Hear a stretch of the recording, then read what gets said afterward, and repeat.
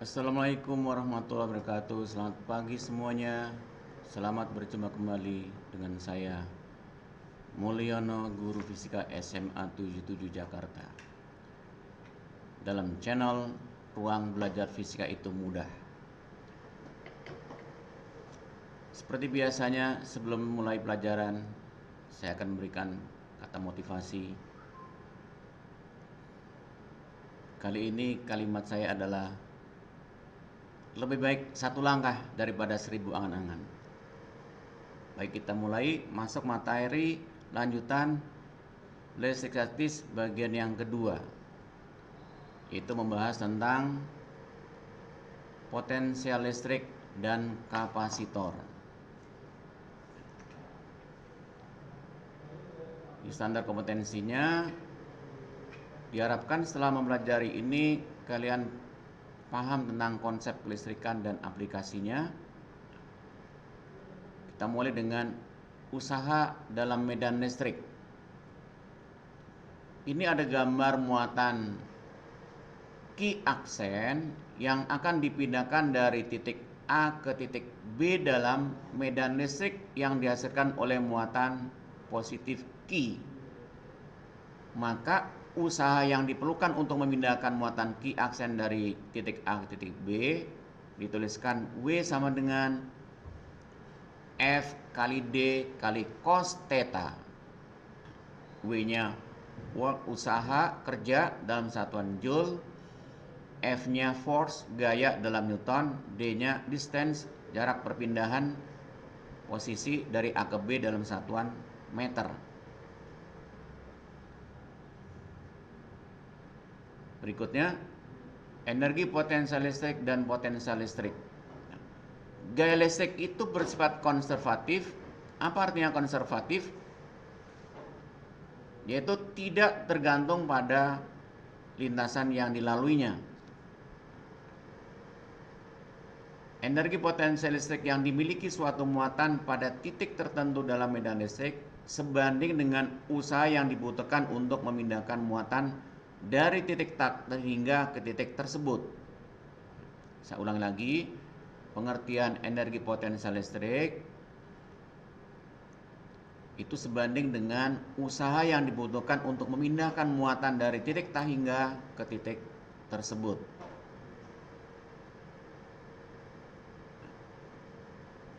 Coba kita turunkan persamaan energi potensial listrik yang dihasilkan antara dua muatan Ki dan Ki aksen.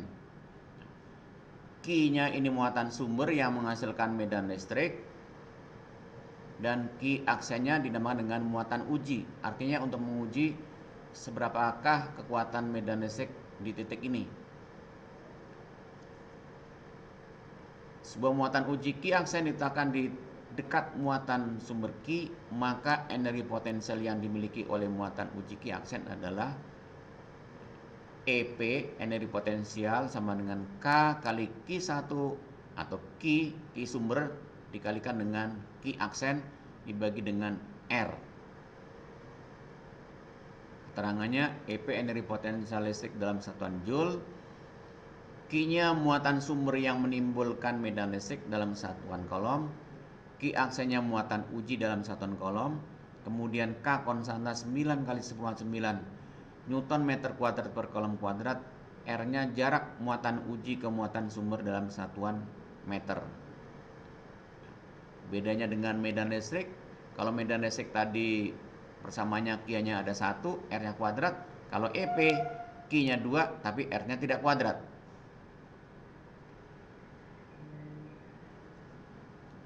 Kalau dicari hubungan antara usaha dengan energi potensial, usaha sama dengan perubahan energi potensial atau sama dengan Q kali delta V. Delta EP perubahan energi potensial listrik dalam satuan joule, Q-nya muatan listrik dalam kolom, R-nya jarak muatan uji ke muatan sumber dalam meter, delta V perubahan potensial listrik dalam volt, W-nya usaha dalam joule.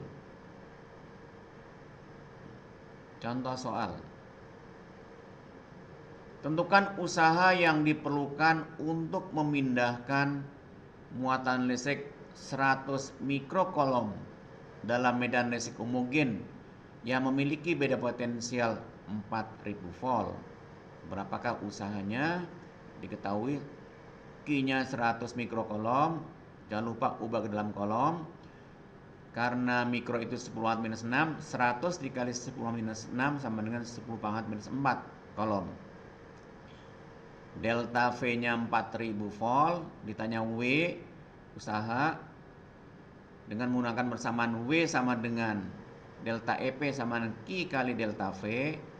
Q-nya 10 minus 4, delta V-nya 4000, sehingga diperoleh usahanya 0,4 Joule.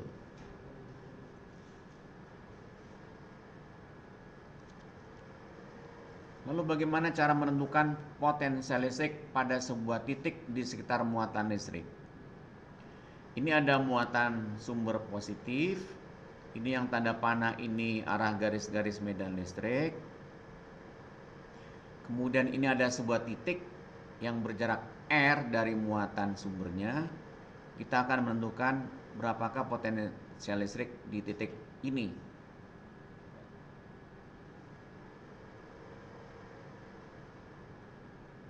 Kita lihat. Nah, jika muatannya positif, maka potensial di titik A yang berjarak RA dituliskan VA sama dengan K kali Q per RA. Tapi jika muatannya negatif, maka potensial di titik B VB sama dengan minus K kali Q per R. Jadi diingat, jika muatannya positif, maka potensialnya positif. Jika muatannya negatif, maka potensialnya negatif. Berbeda dengan menghitung kuat medan listrik dan gaya listrik. Tanda minus muatan tadi tidak digunakan, tetapi jika menghitung potensial listrik, karena potensial listrik itu besaran skalar, tidak memiliki arah, maka tanda positif dan tanda minus ini digunakan dalam menghitung besarnya potensial. V, potensial listrik dalam satuan volt. Q-nya muatan sumber dalam kolom. K-nya konstanta 9 kali 10⁹ Newton meter kuadrat per kolom kuadrat. R-nya radius, jarak muatan uji ke muatan sumber dalam satuan meter.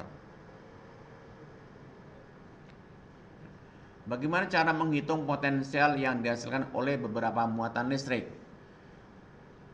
Karena potensial listrik besaran skalar, maka menghitung potensial total adalah jumlah aljabar dari masing-masing muatan.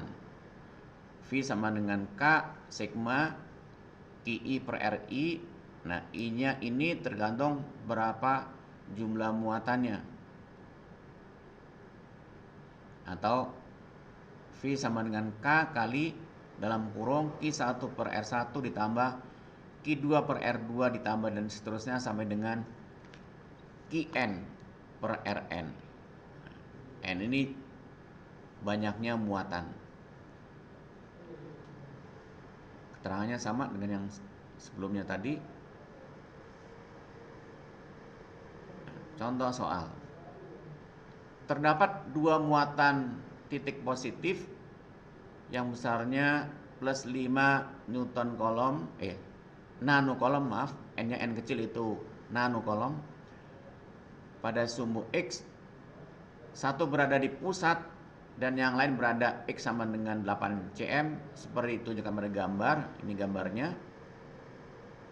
Pertanyaannya, tentukan potensial D yang A titik P1 pada sumbu X sama 4 cm. Pertanyaan B, titik P2 pada sumbu Y di Y sama dengan 6 cm. Kita lihat, I1 plus 5 nanokolom, Q2-nya plus 5 nanokolom yang terpisah pada jarak 8 cm. Titik P1 berada di X sama dengan plus 4, titik P2 berada di sumbu Y sama dengan plus 6. Ini diketahuinya, I1 sama dengan Q2 sama dengan 5, NC 5 nanokolom sama dengan 5 kali 10⁻⁹ 9 kolom. Jadi nano, 1 nanokolom itu sama dengan 10⁻⁹ 9 kolom. R1 pada sumbu X sama dengan R2 pada sumbu X. R1X itu jarak titik P1 ke Q1 dan R2X itu jarak P1 ke Q2 sama, karena ini tengah-tengah 8 cm, titik P1 di tengah-tengah, maka jaraknya sama masing-masing 4 cm. Ubah ke dalam meter, 4 kali 10 minus 2 meter. Kemudian untuk titik P2 yang berada di sumbu Y berjarak 6 cm, ubah ke dalam meter, 6 kali 10 minus 2 meter. Nah, R2-nya itu jarak titik P2 ke Q2. Dengan Pitagoras, sisi miringnya akan diperoleh 10 cm. Ubah ke dalam meter sama dengan 10 minus 1 meter. K-nya konstanta 9 kali 10 9 Newton meter kuadrat per kolom kuadrat. Tinggal memasukkan angka-angkanya ke dalam persamaan. Karena di situ ada dua muatan, maka menghitung potensial sama dengan jumlah aljabar yang dihasilkan oleh potensial masing-masing muatan. V untuk di P1 sama dengan Kq1 per R1X ditambah Kq2 per R2X. Karena Q-nya sama, R-nya sama, maka boleh diringkas. Karena sama, dijumlahkan menjadi dua kalinya. 2 kali Kq per R. 2 kali 9 kali 9 kali 5 kali 10 9 per 0,04 diperoleh V-nya 2250 volt. Demikian juga untuk pertanyaan B, potensial listrik di titik P2 karena ada dua muatan Q1 dengan Q2, menghitung V jumlah aljabar yang dihasilkan oleh masing-masing muatan. Dengan masukkan angka-angkanya akan diperoleh potensial di titik P2 sama dengan 1200 volt.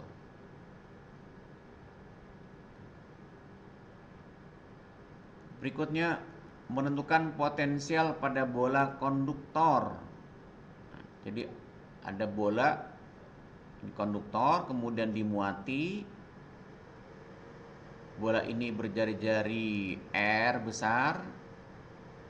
Nah, untuk bola konduktor, nilai potensial akan sama di setiap titik di dalam bola sama dengan besar potensial di permukaannya. Jadi potensial di dalam bola dengan di permukaan bola itu sama semua. Dengan persamaannya, V di dalam atau di permukaan bola, V sama dengan Kq per R besar. R besarnya jari-jari bola. Kemudian potensial di luar bola, misalkan di titik C. Titik C berjarak lebih besar daripada jari-jari bola, maka potensialnya V sama dengan K kali Q dibagi jari-jari bola ditambah H. H ini jarak titik C ke permukaan bola. Saya ulangi lagi. Untuk potensial listrik di luar bola, misalkan di titik C, gunakan persamaan V sama dengan K kali Q dibagi R ditambah H. R-nya ini jari-jari bola, H itu jarak dari titik C ke permukaan bola.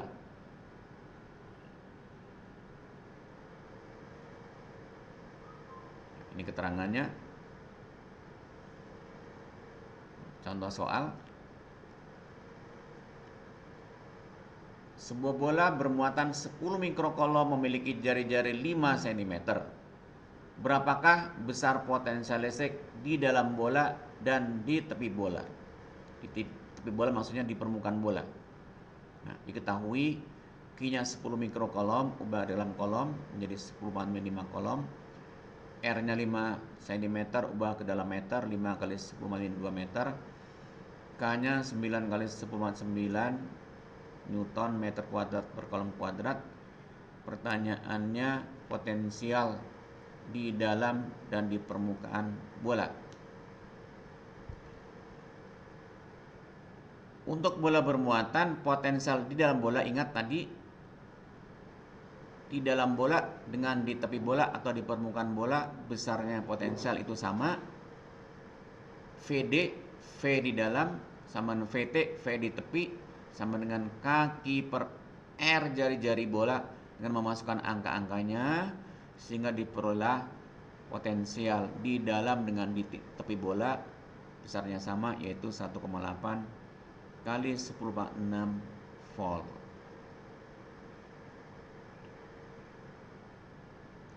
Lanjut materi berikutnya tentang kapasitor. Apa itu kapasitor? Kapasitor itu komponen listrik yang berfungsi untuk menyimpan muatan listrik yang bersifat sementara. Pada prinsipnya kapasitor ini terbuat dari dua konduktor logam yang dipisahkan oleh bahan penyekat. Bahan penyekatnya ini bisa udara atau isolator. Bahan isolator sebagai penyekat ini sering disebut dengan bahan dielektrik atau bahan dielektrikum. Simbol kapasitor memiliki dua kaki yang sama panjang, panjangnya sama kedua kaki, berbeda dengan lambang sumber tegangan baterai misalnya.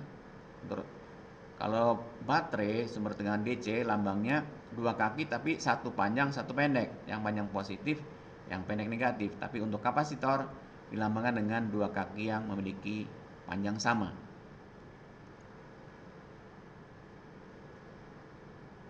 Secara sederhana, kapasitor kita lihat gambarnya terbentuk oleh dua keping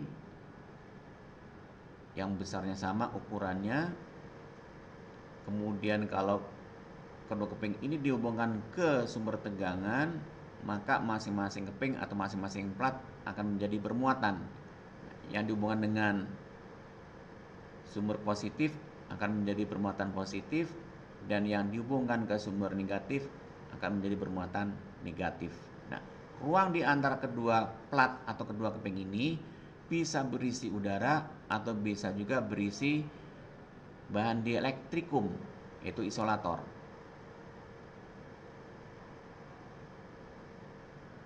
Apa kegunaan kapasitor? Tanpa disadari ternyata banyak penggunaan kapasitor. Yang pertama, untuk menghindari terjadinya loncatan listrik pada rangkaian-rangkaian yang mengandung kumparan bila tiba-tiba diputuskan arusnya. Penggunaan yang kedua, pada rangkaian untuk menghidupkan mesin mobil.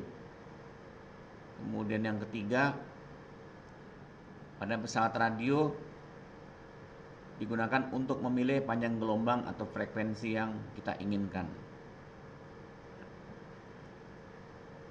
Karena kapasitor itu fungsinya untuk menyimpan muatan listrik, maka ada kapasitas kapasitor atau daya tampung yang bisa digunakan untuk menyimpan muatan tersebut. Untuk menghitung kapasitasnya atau kapasitansinya dilambangkan dengan lambang C besar sama dengan jumlah muatan yang dapat ditampung dibagi beda potensialnya. C sama dengan Q per V. Dengan Q-nya muatan yang tersimpan dalam kolom, V-nya beda potensial dalam volt, C-nya kapasitas kapasitor, kolom per volt atau farad yang dilambangkan dengan huruf F. Jangan terkecoh dengan persamaan C sama dengan Q bagi V, bahwa besarnya kapasitas kapasitor sama sekali tidak tergantung pada Q dan V-nya. Lalu tergantung pada apa? Kita lihat berikutnya. Kapasitor keping sejar yang terbuat dari dua lempeng, dua keping. Jika kapasitor ini sudah bermuatan, maka ruang di antara kedua keping terdapat medan listrik yang besarnya sama, yang mengarah dari kutub positif ke kutub negatif. Kapasitor keping sejar adalah kapasitor yang terdiri dari dua keping konduktor yang dipisahkan oleh bahan dielektrik. Jadi di sini ada bahan dielektriknya. Kemudian kedua keping kapasitor dihubungkan dengan baterai. Ini baterainya. Baterai ini akan memberikan muatan positif pada keping yang pertama dan memberikan muatan negatif pada keping yang kedua, dan celah di antara kedua keping timbul medan listrik E yang mengarah dari keping positif ke keping negatif. Bila di antara kedua keping kapasitor berisi udara, maka kapasitas atau daya tampung dari kapasitor itu tergantung dari yang pertama luas kepingnya A, yang kedua tergantung jarak kedua keping D, dan yang ketiga tergantung dari permitivitas udara epsilon 0. Nah, ini faktor-faktor yang memengaruhi besarnya kapasitas kapasitor keping sejar. Jadi tidak tergantung pada Q dan V-nya tadi, tapi tergantung pada epsilon 0, A, dan D. Sehingga dirumuskan C sama dengan epsilon 0 kali A dibagi D. Keterangannya C-nya kapasitas kapasitor dalam satuan farad, epsilon 0-nya permitivitas udara atau hamba udara, A-nya luas tiap keping, dan D-nya distance jarak bisa kedua keping dalam satuan meter. Kemudian jika kapasitor diisi dengan bahan dieelektrik di antara kedua kepingnya yang memiliki permitivitas relatif epsilon R, ini istilah baru, istilah lama menggunakan namanya konstanta dieelektrik K. Jangan bingung nanti kalau kalian membuka buku-buku lama masih menggunakan lambang K, tapi buku-buku yang baru sekarang sudah menggunakan lambang epsilon R. Itu pengertiannya sama, permitivitas relatif atau konstanta dielektrikum. Sehingga persamaannya untuk kapasitor yang berisi bahan elektrikum, C sama dengan epsilon R kali C0. C ini kapasitas yang sudah berisi bahan elektrikum, C0 ini yang berisi udara. Sehingga kapasitas yang berisi bahan elektrikum akan memiliki nilai yang lebih besar dibandingkan dengan yang berisi udara. C-nya ini akan lebih besar daripada C0. Jadi kalau ada pertanyaan, bagaimana cara untuk memperbesar kapasitas kapasitor keping sejar, maka bisa dilakukan yang pertama memperbesar luas keping A, yang kedua mendekatkan atau memperkecil jarak kedua keping, dan yang ketiga mengisi ruang di antara keping dengan bahan dieelektrikum. Contoh soal, kapasitor keping sejar memiliki luas tiap keping 10 cm persegi dan terpisah pada jarak 8,85 mm. Bila di antara keping diisi bahan dengan permitivitas relatif 400, berapakah kapasitasnya? Maka dengan menggunakan persamaan C sama dengan epsilon kali A per D, atau epsilonnya ganti dengan epsilon R kali epsilon 0 kali A per D, masukkan angka-angkanya, diperolehlah C-nya 4 kali 10⁻³ farad. Jangan lupa menjelaskan soal-soal fisika selalu gunakan satuan MKS, cm-nya ubah dalam meter. Nah, ini jangan lupa, ini cm persegi. Kalau cm persegi diubah ke dalam meter persegi, dikalikannya 10⁻⁴. Ini milimeter ubah ke meter dikali 10⁻�3. Kemudian jika ada beberapa kapasitor akan dirangkai, maka cara merangkainya bisa dengan cara seri seperti ini. Kapasitor C1, C2, C2 ini tidak ada percabangan, kemudian ujung-ujungnya dihubungkan dengan sebuah sumber tegangan. Untuk menghitung kapasitas totalnya, jika hubungannya seri, 1/CS sama dengan 1/C1 ditambah 1/C2 ditambah 1/C3. Untuk yang dihubungan seri, tiap-tiap kapasitor akan menyimpan muatan yang sama besar. Jadi Q total sama dengan Q1 sama dengan Q2 sama dengan Q3. Q-nya sama.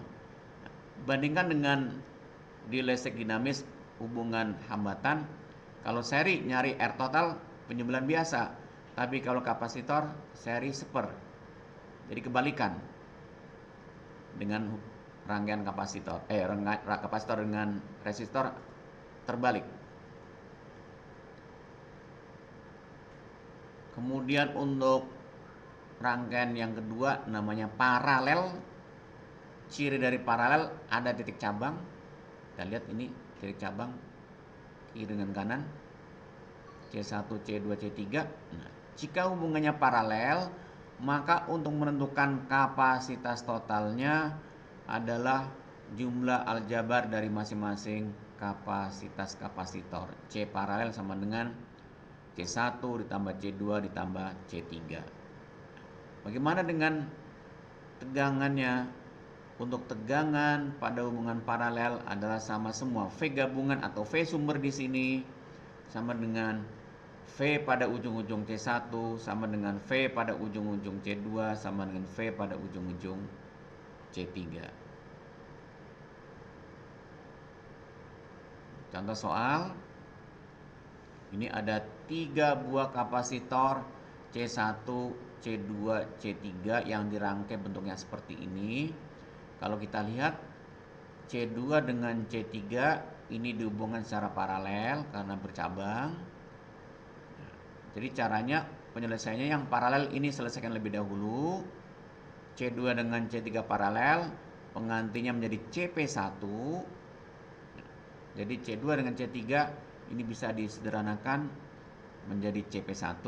Nah, CP1 dengan C1 sekarang menjadi seri.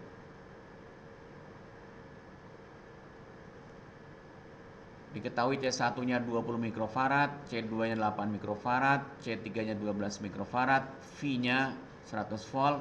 Pertanyaannya V masing-masing kapasitor.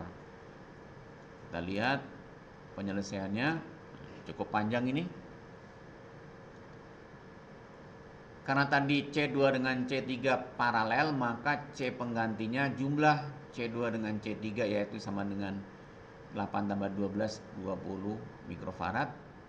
Nah, kemudian yang CP1 dengan C1 karena seri, maka C totalnya seper C total sama dengan seper C1 ditambah seper CP2 CP1 ini ya.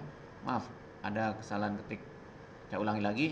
Seper C totalnya seper C1 ditambah seper CP1. Seper 20 ditambah seper 20, 2 per 20 dibalik jadinya 10 mikrofarad atau 10-5 farad. Sehingga Q totalnya sama dengan C total kali V. C totalnya 10-5, V-nya 100. Jadi 10-3 kolom. Ingat, karena C1 dengan C yang paralel tadi seri, sehingga Q-nya sama dengan Q total. Q total sama dengan Q1 sama dengan Q-P1 sama dengan 10-3 kolom. V itu sama dengan Q bagi P, sehingga VP1 sama dengan Q-P1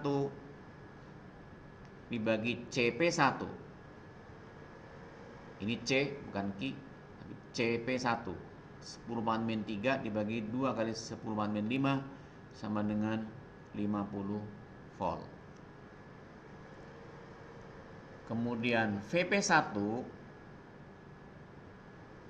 sama dengan V2 tambah V3 atau V gabungan sama dengan VP1 ditambah V1. Sehingga V1 sama dengan V gabungan min VP1. 100 dikurangi 50 sama dengan 50 volt. Karena C2 sama dengan Q2 per CP1, maka Q2 sama dengan CP2 kali VP1. Ini V, ini VP1 ini sama dengan 8 kali 10-6 dikali 50 sama dengan 4 kali 10-4 kolom. Kemudian Q3 sama dengan C3 kali VP1. C3 nya 12 kali 10-6, VP satunya 50 sehingga diperolehlah Q3-nya 6 kali 10 pangkat 4 kolom. Jadi dengan demikian dihasilkan Q1-nya 10 pangkat 3, Q2-nya 4 kali 10 pangkat 4. Kemudian Q3-nya ini 6 kali 10 pangkat 4, bukan 4, tapi ini 6 kali 10 pangkat 4. Kemudian potensialnya karena C2 dengan C3 paralel, maka V-nya sama. V2 sama dengan V3 sama dengan 50 volt dan V1-nya 50 volt.